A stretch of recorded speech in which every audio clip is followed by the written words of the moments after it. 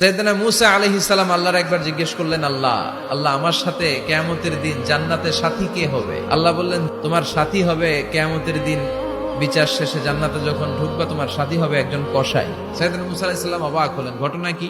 আমি হইলাম নবী আর আমার সাথে জান্নাতে থাকবে? আল্লাহ বললেন, নিজেই দেখে আসো এটা কেমন কসাই। সাইয়েদনা মূসা আলাইহিস সালাম ছদ্মবেশে কসাইয়ের দোকানে দাঁড়িয়ে রইলেন। দেখলেন স্পেশাল বিশেষ কোনো আমল নাই, কসাই শুধু গোশত কাটে, গোশত বিক্রি করে। দিন শেষে দোকান বন্ধ করে প্যাকেটের ভেতরে গোশত নিয়ে বাড়িতে রওনা হয়েছে। বাড়ির ভেতরে ঢুকে যাওয়ার পর সাইয়েদনা মূসা আলাইহিস সালাম ঘরের দরজার কড়া নাড়লেন।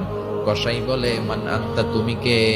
মূসা আলাইহিস সালাম বললেন, আনা মুসাফির, আমি মুসাফির, থাকার জায়গা নেই, আপনি যদি থাকার জায়গা দেন আপনার বাড়িতে থাকবো। কসাই বলে, আসেন।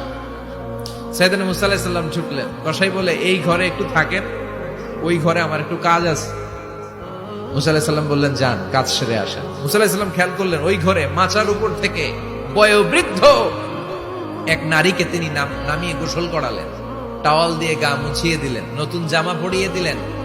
এরপর দোকান থেকে আনা সুন্দর গোশতের টুকরাটারে নিজ হাতে কেটে রান্না করলেন। তারপর রুটি বানালেন, আর গোশত আর রুটি হাতে নিয়ে ওই মহিলার মুখে তুলে দিচ্ছেন। মহিলা খাচ্ছে, খায় আর বিড়বিড় করে কি যেন দোয়া পড়ে।